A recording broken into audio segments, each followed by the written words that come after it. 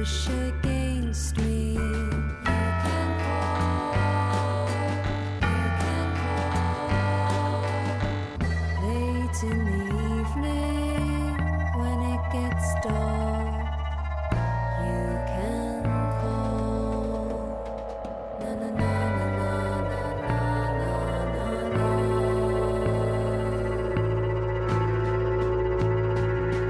To those who say they go unbeaten, you can fall. Those who say it's because they're weak, you can fall.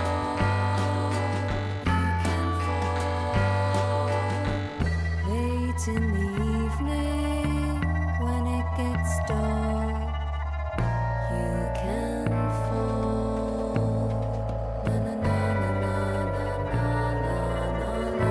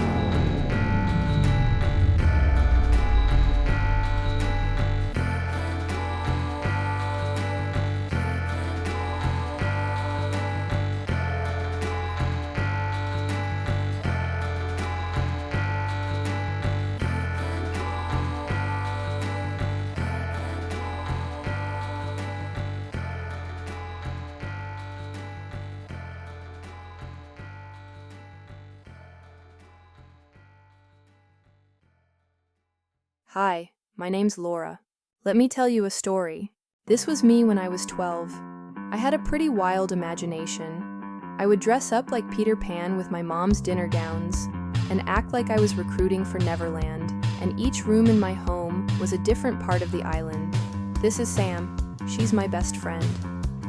A nonverbal. Our moms met one day in the supermarket after recently moving to San Jero. Her mom would invite us over for dinner, and I would just kinda chill with Sam. She didn't talk, but that was okay. Until Sam, all my friends were imaginary. Now, here's the story. You ever heard anything about quantum mechanics? Well, I have. Here's the book definition.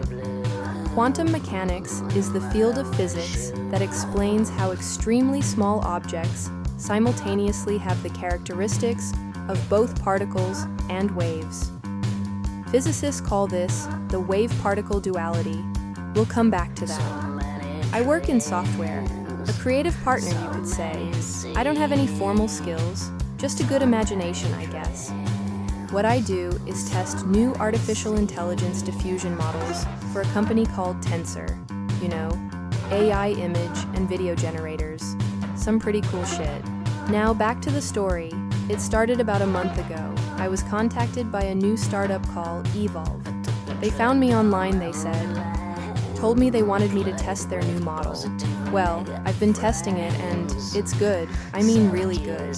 It does this thing where, if I give it an image of a person, any person, it'll put him in any world I prompt it to. And I mean any world imaginable. Well, I take photos of people in my daily life. They're good references for the models. I started using them with their model. The generations were amazing.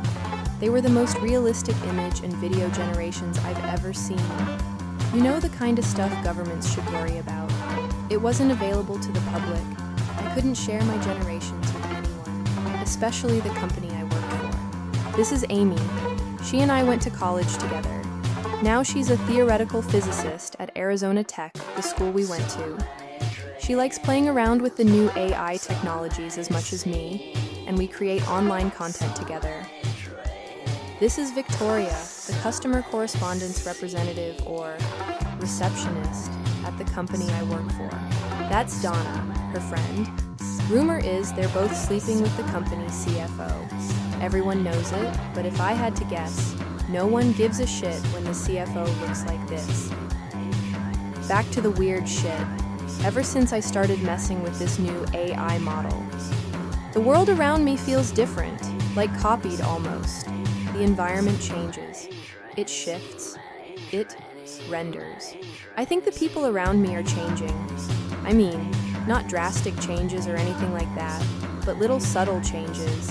And you know what? Come to think of it, I think I'm changing too.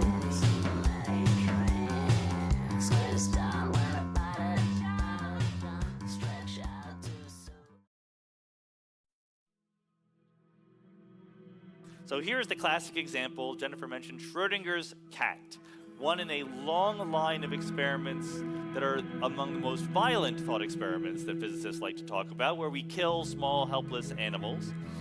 In this case, well, we kill half of the animal. We kill the animal in some branch of the wave function of the universe. In this case, you have a cat. It's in a box. And what you want to do is you want to take advantage of the fact that in quantum mechanics, systems can be in superpositions of different classical possibilities. So in the box, you hook up a Geiger counter to a radioactive source, a hammer that can fall and break a vial that is filled with poison gas. So it has to be a Geiger counter or something else that is sensitive to a quantum mechanical event, like the decay of an atom. So there's something fundamentally quantum mechanical. It happens with a certain probability, and you wait until that probability adds up to 50%. And then according to the rules of quantum mechanics, Schrödinger points out that in this box, there is no such thing as an alive cat or a dead cat.